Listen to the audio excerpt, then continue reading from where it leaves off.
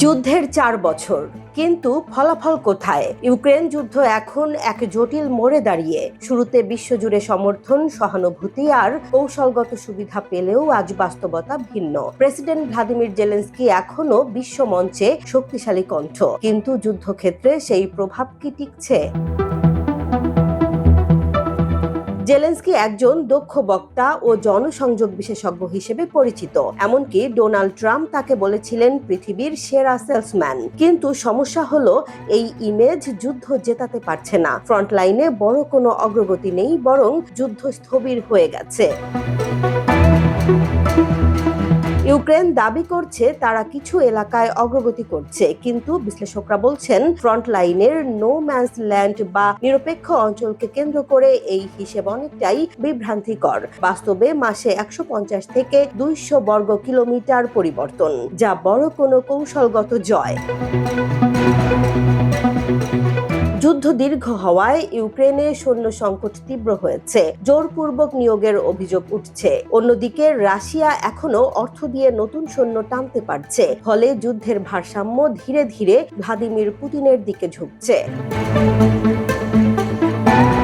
Ukraine রাশিয়ার তেল স্থাপনায় ড্রোন হামলা চালিয়ে কিছু সাফল্য দেখাচ্ছে, কিন্তু এটি কি যুদ্ধের ফল বদলাচ্ছে? বিশেষজ্ঞরা বলছেন না, বরং এটি মিডিয়ায় নাটকীয় দৃশ্য তৈরি করছে বেশি। যুক্তরাষ্ট্র ইরান উত্তেজনার মধ্যে তেলের দাম বাড়ায় রাশিয়ার আয় বেড়েছে প্রায় $9 বিলিয়ন। যুদ্ধের চাপ থাকলেও অর্থনীতিতে তারা এখনো টিকে আছে, যা ইউক্রেনের জন্য উদ্বেগের। ইউক্রেনের ভবিষ্যৎ অনিশ্চয়তার ছায়া, অবকাঠামো ধ্বংস, লাখো মানুষ দেশ ছাড়া। ইউক্রেন এখন বড় সংকটে। আন্তর্জাতিক সংস্থার তথ্য বলছে অর্থনৈতিকভাবে দেশটি অনেক পিছিয়ে পড়েছে। ইউরোপের নেতারা এখন নতুন বাস্তবতার কথা বলছে।